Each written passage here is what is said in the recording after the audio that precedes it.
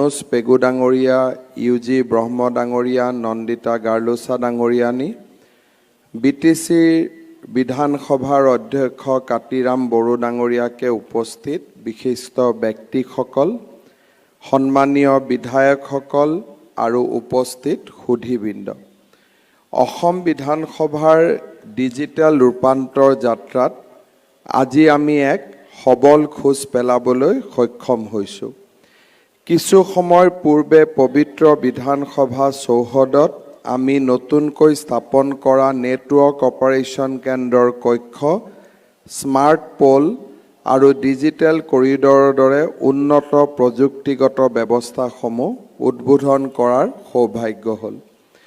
তথ্য প্ৰযুক্তিৰ সৈতে জড়িত এই পদক্ষেপকেইটাৰ লগতে আজি আমি সদনৰ পবিত্ৰ চৌহদত প্ৰাচীন অসমৰ কছাৰী ৰাজ্যৰ ঐতিহাসিক কীৰ্তিচিহ্নৰ স্বাক্ষৰ গ্ৰহণ কৰা, নিখুঁতভাৱে তৈয়াৰী আৰু উৎকৃষ্ট ভাস্কৰ্য শিল্পৰ নিদৰ্শন স্বৰূপ এটা মনোলিথ বা শিলাস্তম্ভৰ প্ৰতিৰূপো উন্মোচন কৰাৰ সৌভাগ্য হ'ল।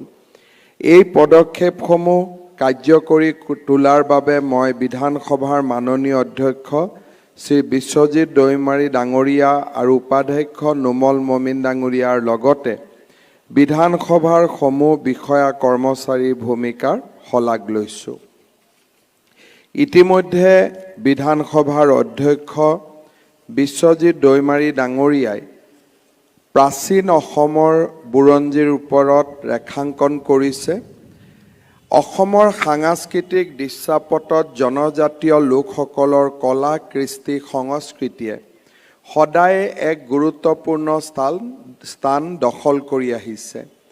আমাৰ অঞ্চলৰ গৌৰৱময় ইতিহাস আৰু ইয়াৰ প্ৰাণৱন্ত সাংস্কৃতিক প্ৰকাশভংগীৰ জৰিয়তে দৃশ্যমান হৈ আহিছে। এই সাংস্কৃতিক সমলসমূহৰ ভিতৰত প্ৰাচীন অসমৰ কছাৰী ৰাজ্যৰ কীৰ্তিচিহ্নসমূহৰ ধ্বংসাৱশেষে উত্তৰ পূব ভাৰতৰ ইতিহাসৰ বিশিষ্ট ভূমিকা পালন কৰি আহিছে। শিল্প আৰু স্থাপত্যৰ প্ৰতি কছাৰী ৰজাসকলৰ আগ্ৰহ আৰু প্ৰচেষ্টা এই কীৰ্তিচিহ্নবোৰে প্ৰকাশ কৰে। অঞ্চলটোৰ অন্যতম পুৰণি ৰাজ্য বুলি গণ্য কৰা কছাৰী ৰাজ্যৰ শিপা সমগ্ৰ উত্তৰ পূব ভাৰতত বিয়পি আছিল। বৰ্তমানৰ নাগালেণ্ডৰ ডিমাপুৰ খ্ৰীষ্টীয় ১০ম-ত্ৰয়োদশ শতিকাৰ সময়ছোৱাত কছাৰী ৰাজ্যৰ ৰাজধানী আছিল। পৰৱৰ্তী সময়ত কছাৰী ৰাজ্যৰ ৰাজধানী ডিমাপুৰৰ পৰা মাইবঙলৈ স্থানান্তৰিত হৈছিল। ডিমাপুৰত থকা কছাৰী ৰাজ্যৰ ধ্বংসাৱশেষ নিখুঁত ভাস্কৰ্য শিল্পৰ অপূৰ্ব চানেকি। এই ধ্বংসাৱশেষ থকা ৰাজবাৰী পূৰ্বতে ৩খন দেৱাল আৰু ধনশিৰি নদীৰে সুৰক্ষিত আছিল। বৰ্তমান দেৱাল ৩খনৰ অস্তিত্ব নাই যদিও ৰাজবাৰীৰ পূব দিশৰ প্ৰৱেশ পথে এতিয়াও ডিমাপুৰৰ ঐতিহাসিক তাৎপৰ্য প্ৰতিফলিত কৰে। কছাৰী ৰাজ্যৰ ধ্বংসাৱশেষ ৩টা সমান্তৰাল শাৰীত প্ৰায় ১০০টা শিলৰ খুঁটা আছে। এই মনোলিথ বা একক শিল্পৰ স্তম্ভবোৰ বালিচহীয়া শিলৰ পৰা খোদিত কৰা হৈছে। একাংশ বুৰঞ্জীবিদৰ মতে এই শিলাস্তম্ভবোৰ মহাদেৱ শিৱৰ সন্মানত নিৰ্মাণ কৰা হৈছিল। আন বুৰঞ্জীবিদৰ মতে ৰাজবাৰী আছিল বিশিষ্ট কছাৰী ব্যক্তিসকলৰ সমাধিস্থল। ভিন্ন আখ্যান স্বত্বেও এই একক শিল্পকলাক কছাৰী ৰাজ্যৰ বিজয় কীৰ্তিচিহ্ন হিচাপে গণ্য কৰা হয়। ডিমাপুৰৰ কছাৰী ৰাজ্যৰ ধ্বংসাৱশেষে খ্ৰীষ্টীয় ১০ম শতিকাৰ ইতিহাসৰ এক গুৰুত্বপূৰ্ণ সময়ছোৱাৰ প্ৰতিফলন ঘটায়। একক শিলাখণ্ডত খোদিত আকৃতি আৰু আৰ্হিবোৰে কছাৰী ৰজাসকলৰ তীক্ষ্ণ কলাত্মক আগ্ৰহ চিত্ৰিত কৰিছে। সম্প্ৰতি এই কালজয়ী গাঁথনিবোৰ উত্তৰ পূব ভাৰতৰ গৌৰৱময় অতীতৰ সাক্ষী হিচাপে থিয় দিছে। অসম বিধানসভাৰ মজিয়াত এই মনোলিথৰ প্ৰতিৰূপ উন্মোচন কৰিবলৈ পাই সঁচাকৈ আমি আনন্দিত হৈছোঁ। এই পদক্ষেপে জনজাতীয় কৃষ্টি, সংস্কৃতি আৰু ঐতিহ্যৰ সংৰক্ষণ তথা প্ৰসাৰ সাধনৰ দিশত এক অতি গুৰুত্বপূৰ্ণ পদক্ষেপ হিচাপে সদায় চিহ্নিত হৈ ৰ'ব। জনজাতীয় কৃষ্টি সংস্কৃতি সংৰক্ষণৰ বাবে আমি নিৰন্তৰ প্ৰয়াস চলাই আহিছোঁ। আমাৰ চৰকাৰে গুৱাহাটীৰ হেঙেৰাবাৰীত নিৰ্মাণ কৰা অমৃত উদ্যানত অসমৰ মহান জনজাতীয় স্বাধীনতা সংগ্ৰামী ডিমাচা জাতিৰ স্বাভিমান সম্বোধন ফাংলুৰ উপৰিও উত্তৰ পূব অঞ্চলৰ জনজাতীয় সমাজৰ আন 7 গৰাকী স্বনামধন্য স্বাধীনতা সংগ্ৰামী ক্ৰমে নাগালেণ্ডৰ ৰাণী গাইডালু, মণিপুৰৰ বীৰ টিকেন্দ্ৰ সিং, ত্ৰিপুৰাৰ বিদ্ৰোহী ৰতনমণি ৰিয়াং, ছিকিমৰ হেলেন লেপচা, মেঘালয়ৰ ইউ তীৰত সিং CM, মিজোৰামৰ ৰাণী ৰয়পুইলিয়ানী, অৰুণাচল প্ৰদেশৰ মজে ৰিবাৰ প্ৰতিমূৰ্তি স্থাপন কৰা হৈছে। ইয়াৰ উপৰিও জনজাতীয় সংস্কৃতি, পৰম্পৰা আৰু ধৰ্মীয় বিশ্বাসৰ সংৰক্ষণ তথা প্ৰসাৰৰ দিশত কাম কৰিবলৈ আমাৰ চৰকাৰে ৰাজ্যত প্ৰথমবাৰৰ বাবে খিলঞ্জীয়া আৰু জনজাতীয় বিশ্বাস আৰু সংস্কৃতি বিভাগ স্থাপন কৰিছে।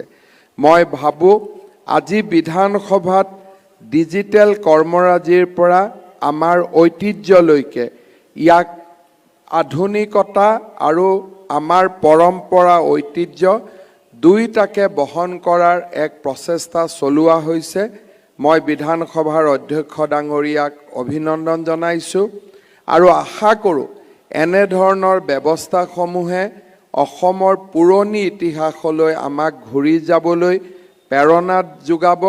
পুৰণি ইতিহাসৰ অধ্যয়নে আৰু পুৰণি আমাৰ ইতিহাস সংস্কৃতিৰ উদ্ধাৰৰ অবিৰত প্ৰয়াসে আমাৰ জাতিক এক ঐতিহ্যবান আৰু সংস্কৃতিবান জাতিলৈ পৰিণত কৰিব। এই সুযোগতে অসমীয়া ভাষাৰ 14 শতিকাতে আৰম্ভণি সম্পৰ্কে অসম চৰকাৰে প্ৰস্তুত কৰা অতি সুন্দৰ দলিলৰ পৰিপ্ৰেক্ষিতত প্ৰধানমন্ত্ৰী নৰেন্দ্ৰ মোদী ডাঙৰীয়াই অসমীয়াক ধ্ৰুপদী ভাষাৰ যি সন্মান আগবঢ়ালে, সি আমাৰ এই যি প্ৰচেষ্টা, সেই প্ৰচেষ্টাক আৰু এখোজ আগুৱাই লৈ গ'ল। এই সময়ছোৱাৰ ভিতৰতে আমি চৰাইদেউ মৈদামক বিশ্ব ঐতিহ্যৰ স্থানলৈ লৈ যাব পাৰিলোঁ। অসমৰ বিহুক আমি নতুন ৰূপত বিশ্বৰ দৰবাৰত প্ৰতিষ্ঠা কৰিব পাৰিলোঁ আৰু অহা 24 ফেব্ৰুৱাৰীত ঝুমুৰ নৃত্যকো আমি আন্তঃৰাষ্ট্ৰীয় পৰ্যায়লৈ লৈ যোৱাৰ বাবে এক বিশেষ পদক্ষেপ আমি হাতত লৈছোঁ। মই ভাবোঁ এনেধৰণৰ প্ৰচেষ্টাসমূহে অসমক এটা সংস্কৃতিবান প্ৰদেশ আৰু অসমীয়াক এটা সংস্কৃতিবান জাতিলৈ ৰূপান্তৰ কৰিব। পুনৰ এবাৰ আটাইকে ধন্যবাদ আৰু অভিনন্দন জনাই বিধানসভাৰ অধ্যক্ষ ডাঙৰীয়াক পুনৰ কৃতজ্ঞতা জনাই মই মোৰ বক্তব্যৰ সামৰণি মাৰিছোঁ। ধন্যবাদ। জয় হিন্দ, বন্দে মাতৰম।